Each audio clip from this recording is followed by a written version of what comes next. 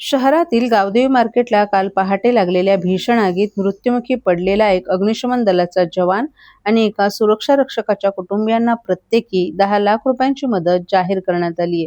तर अग्निशमन दलाच्या 2 जखमी जवानांना प्रत्येकी 1 लाख रुपयांची मदत देण्यात येईल, असंही उपमुख्यमंत्री एकनाथ शिंदे यांनी जाहीर केलं. काल संध्याकाळी त्यांनी गावदेवी मार्केटला भेट देऊन पाहणी केली. यानंतर प्रसारमाध्यमांशी बोलताना त्यांनी ही घोषणा केली.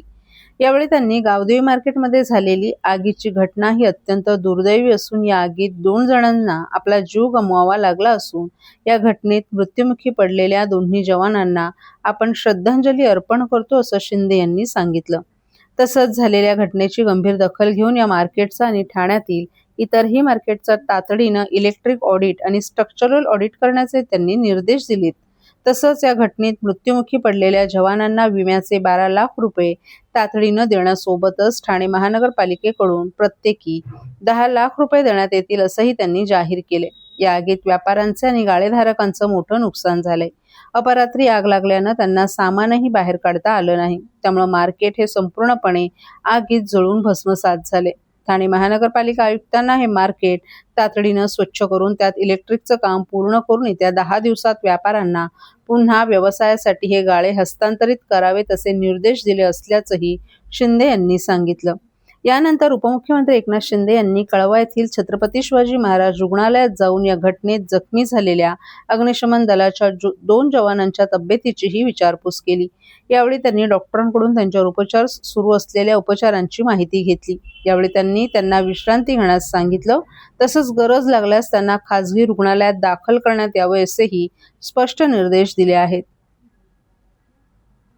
शॉर्ट सर्किटमुळे ही आग लागली असं प्राथमिक अहवालानुसार आता तरी लक्षात येईल. चौकशी त्याची होईल आणि जे दोघं याच्यामध्ये सागर शिंदे आणि काळू गाडेकर, एक सुरक्षा रक्षक आणि एक अग्निशमन विभागाचा जवान, हे 2 लोक या दुर्घटनेमध्ये मृत्युमुखी पडले. ही अतिशय दुर्दैवी घटना झालेली आहे. त्या दोघांच्या परिवाराला ठाणे महापालिकेने प्रत्येकी 10 लाख रुपये देण्याचा निर्णय घेतला आहे आणि जखमी जे आहेत त्यांना 1 लाख रुपये देण्याचा प्रत्येकी निर्णय घेतला आहे. आणि जे मृत्युमुखी पडलेत त्यांना त्यांच्या नातेवाईकांना अनुकंपाखाली नोकरी देण्याचा देखील निर्णय झाला आहे. मी सकाळीच मुख्यमंत्री महोदयांशी या बाबतीमध्ये चर्चा केली आणि हे जे गाळेधारक 154, 55, 155 आहेत त्यांचंही मोठ्या प्रमाणावर नुकसान झालेलं आहे. त्याचंही पंचनामे करून त्यांना देखील शासनाच्या वतीने मुख्यमंत्री सहायता निधीमधून आपण मदत करू आणि त्यांचं देखील जे काय आता व्यवसाय बंद झालेला आहे तो पूर्ववत करण्यासाठी युद्ध पातळीवर महापालिका प्रयत्न करते.